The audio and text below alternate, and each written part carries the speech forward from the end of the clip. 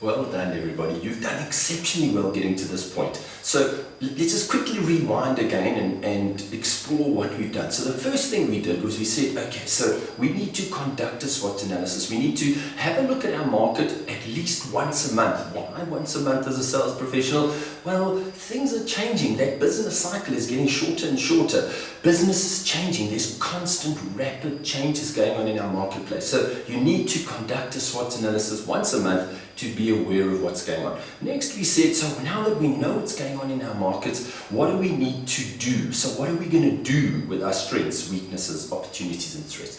Once we have an understanding of that, then we say, how do we leverage those to our advantage? What can we do better? How can we optimize things in our marketplace? Next we said, what attitudes, behaviors, habits do we need to change to make sure that we are not standing in our own way? We're not limiting our own sales success. And then we said, okay, so who are those people out there? What people, what human resources can we include in our sales process to accelerate our sales success? Now, finally, what we're going to be looking at is we're going to be saying, okay, so we've got all of this understanding, the SWOT analysis, how to leverage it to our advantage, what to do to make sure that we're not standing our own way. Now what I want you to do is I want you to start looking at the numbers. Start understanding your sales target. When your sales leadership sets your sales target, it's not just some willy-nilly number that they suck out of the ether to make your life difficult.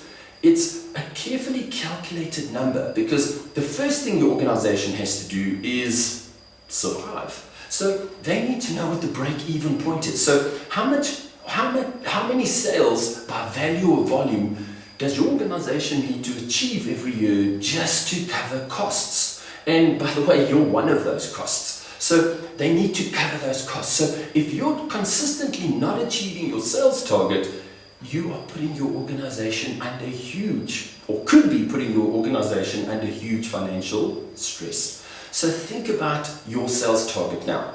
Look at your sales target, and now we need to say, okay, so first thing I need to do is take complete ownership of it. Because if you don't believe you can achieve your sales target, you're right.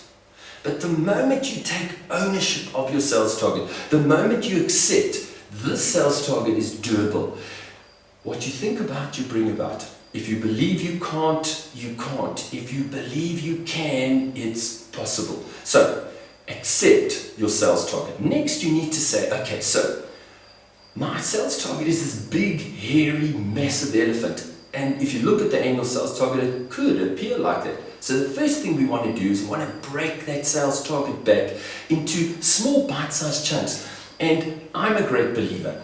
We need to go as far back as saying, what's our daily sales target? Now, a lot of people go, but our business is so seasonal. Why do I need to know my daily sales target? Well, think about it this way. The moment you know your daily sales target, you can, at the end of the first day, go, did my behaviors, my attitudes, my activities, all the sales things that I do on a daily basis, are they delivering the outcome I want? Well, day one, no need to panic. But I'm thinking by the end of the first week, if you're not headed in the right direction, if you can't see things happening, you need to address your attitude. You need to address your behaviors. You need to revisit your SWOT analysis and say, is there something I've missed? Am I doing things right? Am I exploiting my strengths? Am I taking advantage of the opportunities out there? Are there some threats out there that I haven't identified? Maybe there's a weakness. Maybe I have a weakness that I'm not leveraging to my full advantage. So you want to know what your daily sales target is. Then you want to know what your weekly sales target is, your monthly and your quarterly target. And you want to be measuring your performance against those targets as often as possible. Because how long should you wait? Should you wait for that first quarter to have passed and go, oh my word, what am I going to do? How am I going to catch up? Or are you going to take a look at your outcomes as often as possible?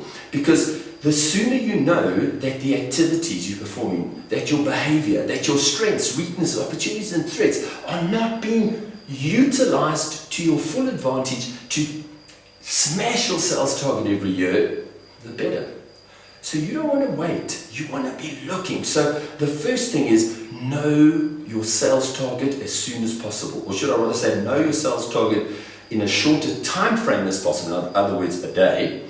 And then you constantly, at the end of every day, at the end of every week, at the end of every quarter, my goodness, at the end of every month, every 2 weeks, you should be asking the question, are the activities, the sales-related activities I'm performing, are they delivering the results I need? Is there something in my market I might have missed? Have I not seen a threat? What is taking these deals so long to go through? Why am I losing deal after deal to my competitors? What could I change? What could I do better? Because the more you do that, the more you understand your markets, the more you taking the right actions every single day. So we want to know, what are your targets? And most importantly, we don't want to just know what they are.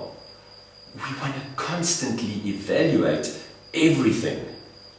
Sales activities, sales behavior, attitude, strengths, how we're responding, using our strengths, avoiding, or should I rather say, mitigating, eliminating, or delegating our weaknesses. What are we doing with those opportunities? Are we missing opportunities? Are there cross and upselling opportunities that customers are we missing? Are we potentially missing out on referrals? Are we creating the kind of unforgettable customer experience that our customers want so that they will freely refer people to us? So you need to be taking a thorough look at everything that's going on in your market.